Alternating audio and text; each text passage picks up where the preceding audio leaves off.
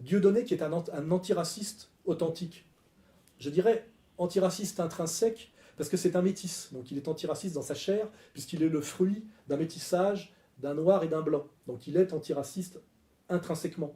Hein, et que tout son combat politique a toujours été de lutter contre le racisme. D'abord contre ce qu'il avait été identifié contre le racisme français du Front National, hein, et après en prolongeant son antiracisme là où c'est nécessaire, en se positionnant courageusement contre les colons voilà, de la bande de Gaza. Hein, voilà. Et c'est à partir de là que toute sa diabolisation a été mise en place, non pas par le peuple de France qui est un spectateur, ou même par la République, c'est faux, puisqu'il a gagné 30 procès sur 32, mais par la communauté organisée, qui se sert de tous ses bras armés pour effectivement châtier les gens qui pointent du doigt leur illégitimité pour incarner l'égalitarisme républicain, la laïcité, l'antiracisme. Hein, voilà.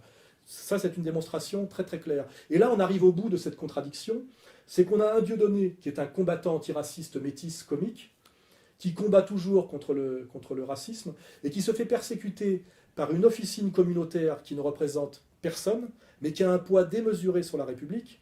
Et on a pu le vérifier concrètement, c'est que quand Dieudonné est passé récemment à Lyon, malgré le boycott intégral de la communauté organisée, hein, et non pas de la République, c'est interdit de médias et de publicité, ce qui n'est que la preuve d'une domination communautaire, hein, il a rempli sans aucune publicité, et malgré sa diabolisation, une salle de 3500 personnes à Lyon. C'est-à-dire que c'est le plus gros vendeur de France de billets de spectacles vivants. Hein.